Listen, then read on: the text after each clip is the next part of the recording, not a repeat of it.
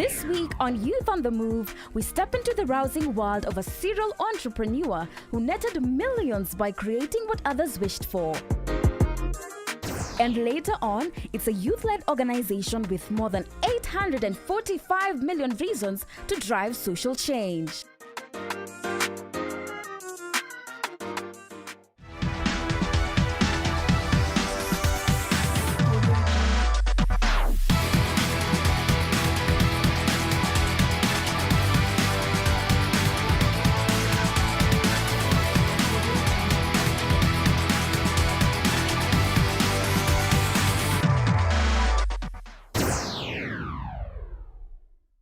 In 2017, Valentine Nekesa was the most sought-after teenager in Kenya after winning the highly coveted Blaze Be Your Own Boss competition, which saw her walk away with a whopping 5 million shillings. Today, Valentine chronicles her journey as a young entrepreneur in the bustling city of Nairobi. But first, who is the lady behind the brand? I will describe Valentine as, first and foremost, as an entrepreneur, a mom, a wife, and a woman who's all about bringing value to every single thing that she does, everything that she touches, everyone that she interacts with. That's Valentine. She's all about bringing value to her surrounding. If everybody is doing it one way, there's a good chance you can find your niche by going exactly in the opposite direction. For Valentine, her niche was fueled by I'm a concerned person. I'm always so concerned about things around me. Why is this person being handled like this? Why do they have to go through this? And with that need being around, the need being that, because when I started my fashion, it was basically catering for plus size women. So there was that need, and I come from a family of plus size women. So I saw the struggle that came with wanting to go to an event or just basically wanting to step out looking nice and feeling good about your body. When I decided to get into the venture, it was to solve that need. It troubled me. I felt it doesn't have to be that. Why is it so hard? It doesn't have to be so hard to just get a nice outfit that makes you feel good about yourself. And when I started catering for plus size women. When I started right at home with my family members, just making them feel you are beautiful, because it wasn't about you have bad eating habits or anything. It is genetically. And here's the thing, the African woman is not really a petite woman.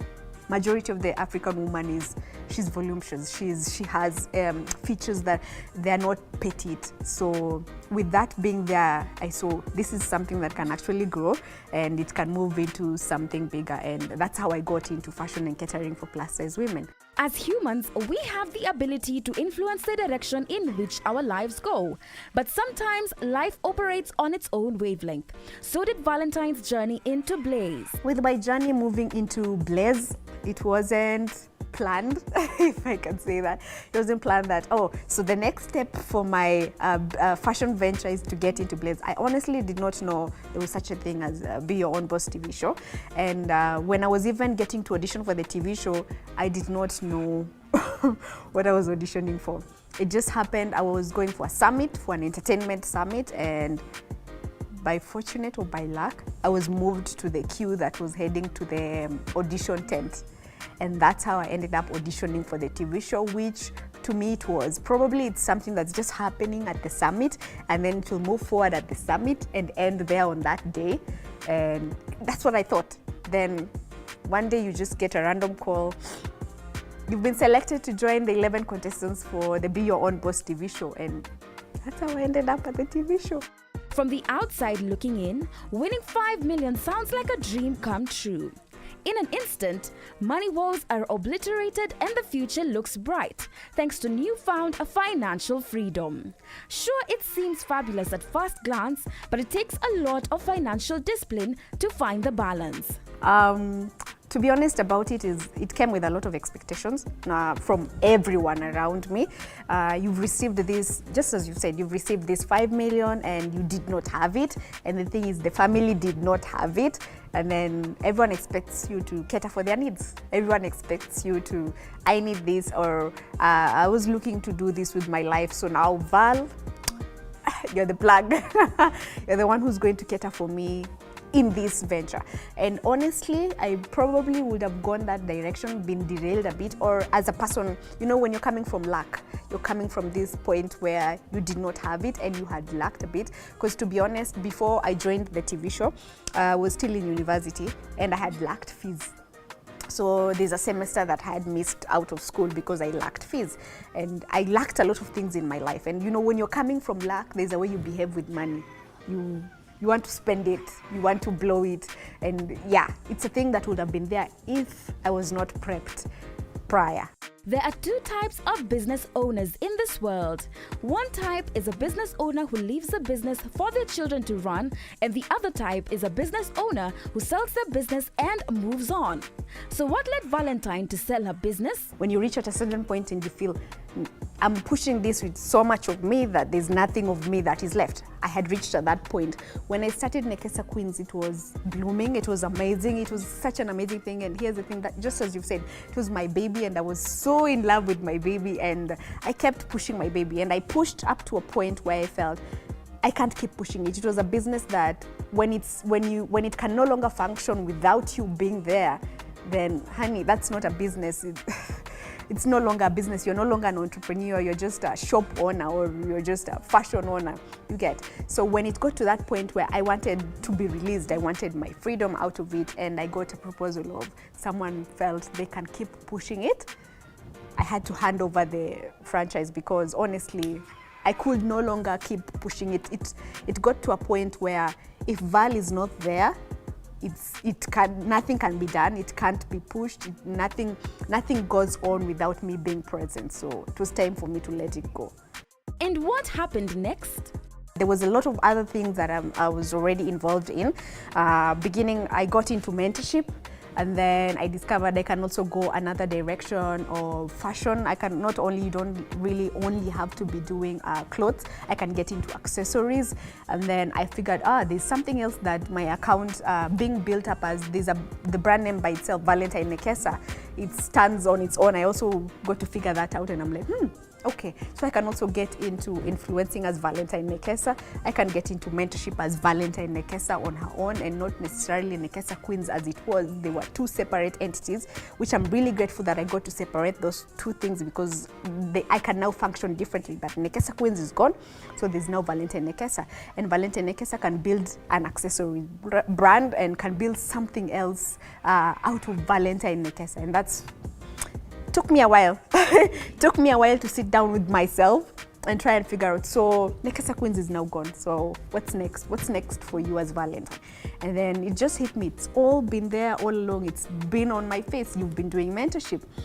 You've been getting influencing proposals, and yeah, you can build something out of it. And that's how we're moving now.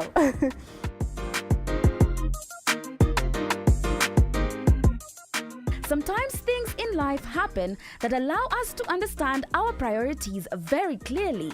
For Valentine, the reason as to why someone starts a business to begin with, there are actually three reasons. The first reason might be to make money. The other reason is to sell it. And the third reason will actually be to pass it on to your generation. So being a family person, now having children, my priorities have changed. I want my children to be able to have something that they can call their own if they feel this is something they want to get into. So when I'm building something, or when I'm working on something, when I'm working on a business, or I'm working on an idea, or I'm working on building up a brand, I'm working on it for them. Initially, it would have just been, I want to make money out of it. That's all, and that's the end goal for it. I just want to build it, make money out of it, and probably if I can sell it, brilliant. I'll make more money out of it and probably start something else and make money out of it. But now I'm building names and brands, like my accessory brand. It's called House of Zita because it's after my children. It's named after my children. So I'm building it for them. And anything else that I'm touching or anything else that I'm trying to raise, I'm raising it for them. So my priorities are now on a different level, yeah. In Valentine's words, She's not only an entrepreneur, but a lady set on creating a unique brand that will encompass all things fashion. We got to hear about her newest project. House of Zita is basically accessories and it's sunglasses. We're mainly focused now on sunglasses, probably thinking of moving forward into jewelry, which will also be called Zita. But currently we're just on sunglasses and glasses in particular, eyewear. Happiness is not a matter of intensity but of balance, order, rhythm and harmony. At such a young age, Valentine wears many hats. But how exactly does she find balance? I have an amazing supportive system. My husband is the most amazing person I have ever met, and he gives me the backup, he gives me the support, and I think that's what someone needs to keep pushing on. You just have those people who, when you're feeling down or when you're feeling, because there are days that I do feel that I gave too much to my work, or I gave too much to my business and less to my children, or I gave so much to my children and something always has to feel it's not on the balance, it's not meeting the scale. But when you have a support system that keeps telling you, you can do it better, you will keep doing it, because there are times that I feel maybe I should just stop entrepreneurship or stop going on and creating more ideas and try and focus more on my children. They're so young. I need to give them all the attention and the focus they need. And when someone reassures you that you can actually create a balance, which you actually can, and keep believing that you will be given the divine strength to keep pushing on, it's so amazing to keep getting that sort of reassurance, because it is true. We serve a mighty God who he actually can give you the strength, because he's given me. I believe he can give it to everyone else. Valentine Nekesa seems to have everything figured out, but all entrepreneurs have their ups and downs and moments of self-doubt. For Valentine, I can say the biggest challenge for me personally, I don't know if everyone goes through this, is the idea that I have to wake up every single day and I have to make this thing make money for me. When you're starting something, or when it's still growing, or when it's still trying to pick up, the idea that you are not making money while sleeping. You have to keep pushing it for it to make the revenue that you need it to make. That thought is the biggest challenge that I go through every single day. That what's the creative thing, or what's the brilliant thing that we're doing today to keep pushing this thing to keep growing. It's the biggest challenge. And the other thing is results. I think it's something that people go through. It's a challenge that people go through. When you're beginning something, or when you're doing something, when you're getting into a venture, you have an end goal that you're trying to target. Whether it's to make that money, whether it's to build your name out of it, whether it's to grow big out of it. Getting the end results to be as what you had perceived it to be. It's a challenge that I personally face. For young entrepreneurs, life is synonymous with progression. It is constantly accelerating towards a goal. Here are some quick tips to get you on the move. No matter your faith, pray to whoever you believe in. Just pray and make sure the spirit is settled about what you're trying to get into. Do your research. Research is pretty important. We always skip the process of research because I just want to get into it. Let me get started. And that's the third thing, get started. But before you get started, honey, do your research. You have to do your research and make sure that what you're getting into is something that you are ready for the obstacles, because they will always be there. You've got to be prepared for it. And how to be prepared for the obstacles that are coming is doing your research. Do your market research. Identify, am I solving a need? Am I just replicating what is happening in the market? Or this is something that I'm passionate about, strong enough for me to keep pushing through with it. Get started. We keep waiting for a lot of things. I need funds, I need support, I need proper firm foundation. Get started with what you're thinking about doing. Last week on The Scope, we discussed reasons why savings and investings are particularly important for entrepreneurs. This week, Brenda Manyara will take us through personal finance tips for young entrepreneurs. Blurring the lines between business and leisure is never a good idea. The need to separate business and personal finances is imperative when starting a business. As we've mentioned, definitely keep your accounts separate. If you can, pay yourself a salary. If not, just at least keep the accounts separate and monitor what goes where. Cash reserve refers to the liquid assets your company keeps on hand to meet short-term and emergency funding needs and can also be referred to as a cash flow reserve. Cash reserves. The cash reserve will be very, very handy on the months that you make a lower income. How much debt is right for your business? Debt, avoid it if you can. And if you can't, try and minimize it. Try also to keep your personal debts separate from your business debt, which I know, especially for young entrepreneurs, it's like, but I am the business, yeah? There's no actual differentiation between you and the business. Try and keep it minimum. And if you must borrow, ensure you know how you're going to repay that. Try and keep your credit history very clean. This will be especially useful when your business eventually grows, which I imagine you want it to. Having a good credit history will be very useful for you if you eventually want like funding or something. Enterprises face various types of risks, some of which can cause a serious loss of profits or even bankruptcy. For this reason, I encourage entrepreneurs to mitigate their risks. Already, business is quite risky. It's a risky investment. So where you can, have insurance covering everything else. So you can have business insurance, which is very useful. It covers stuff like the stock, if it's retail, the premises, personal liability, in case someone has an issue with the company. risk mitigation is a strategy to prepare for and lessen the effects of threats faced by a business. Why is health insurance especially important for entrepreneurs? There's nothing worse than you or your child being sick when you have no money. Yeah, it's good to be prepared for that eventuality. And if you have dependents, you need life insurance so that should anything happen to you, at least they continue to be taken care of. For many young business owners, a retirement decade in the future might seem like an abstraction when there's an enterprise to run with endless day-to-day demands. But you also need a pension plan. So as I mentioned, the individual pension plan is very useful. I know, again, especially when you're young, you don't imagine that one day you'll be retiring. But it's good to prepare for it. Even if you think of it as just, at least I know in 10 years' time, I'll get this lump sum, I can think of something to do. In the retirement planning, you should also start thinking about, where will you live? Most people consider mortgage a thing that is only for employed people. If you don't think you can afford it, just start planning for it. Maybe save more in the SACCO so that you can eventually maybe build your own house. Every financial planner will tell you to diversify your investments. Here's what that means. Let the business not be your only investment, because unfortunately, the chances of business failure are pretty high. Have other investments and be very careful when selecting these investments. This week on She.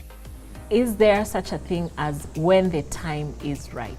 When the kids are growing, when you have a demanding job, you feel like he's an adult and he can take care of himself. Of course, the support system, the routines, and also just intentionally saying, okay, enough of work and now it's time to actually bond with my son, or enough of bonding with my son and now it's actually time to work. At the end of the day, you have to ensure your mental well-being is okay. That's this Wednesday at 8:30 p.m. Franklin Roosevelt once said, "We cannot always build the future for our youth, but we can build our youth for the future." Approximately 75% of the African population is under the age of 35, equating to at least 845 million young people, providing our continent with incredible potential. But despite this, many circumstances continue to limit our potential. This is where the Youth Cafe comes in. My name is Willie Sonyango. I serve as the Executive Director of the Youth Cafe, which is a multi-award-winning, youth-led, youth-centered organization with its headquarters here in Nairobi. The Youth Cafe's journey dates back to the year 2012, in September, when myself and a group of 12 talented young experts in their own rights were selected by the United Nations to give input onto the work of the high-level panel of eminent persons at that time for post-2015 development agenda, what later on came to be known as Sustainable Development Goals. So that formed the basis, and the multidisciplinary group that was formed out of that was tasked with proposing youth recommendations with respect to what they would want to see in the next set of global goals. Young people are a tremendous and essential asset worth investing in.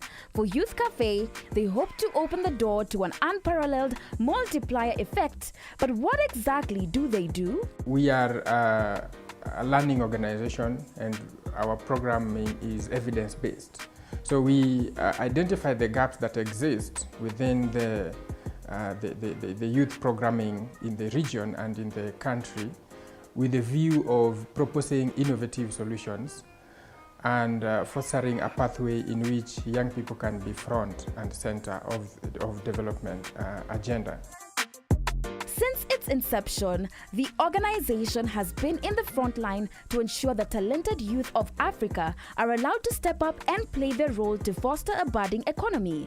But how do they intend to do so? We work with young people on universal health coverage reform, with the focus on psychosocial support, mental health, and sexual reproductive health rights for youth.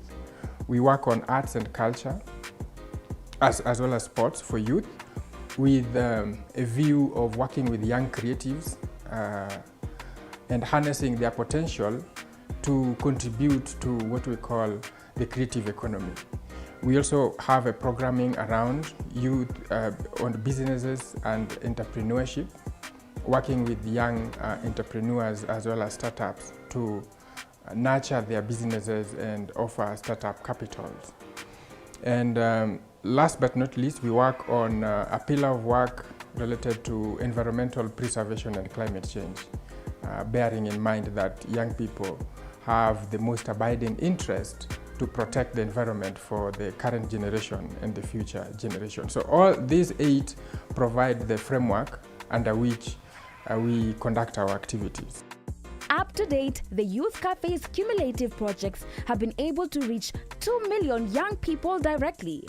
However, as a purely non-profit organization, we were curious to find out some of the challenges they encounter. If you were to rank, challenges on a scale, then it would be challenges related to access to opportunities and jobs.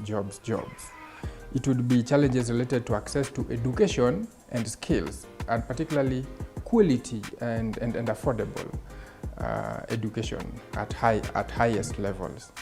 It would be in relation to access to health that is, again, high quality and affordable, and also youth friendly and youth responsive, because these are some of the gaps that we see. But along the way, of course, there are challenges within our own programming. Young people are very mobile. Today they are here, today, tomorrow they are not there. They have changed cities, they have changed locations. So sometimes it becomes a challenge to track or to have a consistent record of young people and walk the journey through with them consistently, because of the age where they are in, and the locations where they are based from one point to another. They could be in a school here, but the home is different, or is living here, but an opportunity arises elsewhere. So that becomes a challenge in terms of follow-ups, because we, as I said, we are a learning organization, and we would want to follow our young people who we work with from the start to the finish. With the rising cases of unemployment, there are a lot of young people looking for such opportunities. So how does the organization select who benefits? At the height of COVID-19, we worked with partners to administer the COVID relief funds for youth based in Nairobi, but from informal settlement. So in that case, it was clear from the funder, the person who is giving the funds, that the fund should benefit youth from informal settlements. These ages, so there's eligibility criteria of being part of a project to another, and they differ. The only overriding eligibility is the age, because we're a youth serving organization. So you have to be aged between below 35 years, and sometimes going up to even 15 years in some programs. But of course, our definition of youth is not different from that of the Constitution of age ranges of between 18 to 35 years. So beneficiaries are project-based. They are co-defined based on needs assessment, based on the negotiations we have with our own partners who support those programs. But generally too, the Youth Cafe has ways in which young people can get involved, and actually do get involved. You know, with a digital reach of 1.2 million visits on our platform, we increasingly see a lot of young people finding the Youth Cafe as you know, a go-to place for information related to young people, for programs, for finding, you know, solutions to their problem. So we've created a mechanism through which youth can get involved through membership, and up to now we have over 147,000 registered members. These are young people who individually register to be members. Then they are part of a community who, you know, work in thematic groups. You know, they network with each other. They meet, you know, new like-minded young people as them, facing same problems as them, you know, confronting or coming up with solutions like they would want to do. So that is the membership. We also have a volunteering and an internship program through which young people directly benefit, and our particular internship program is one of the most sought after in the country. So it's a bit competitive, but it is also a platform through which, you know, young people benefit and get hands-on skills, and to bridge the gap between what is learned in high institutions of learning and what is needed in the labor market. One such beneficiary is Asman Otieno, who lives in Kariobangi South. Asma tells us how he got to know of the organization and the impact it has had on his life. I'm one of the youths attached to SOS CV. So I happened to hear about it in SOS, and that is how I got to know about the Youth Cafe. The Youth Cafe's internship opportunities are highly competitive.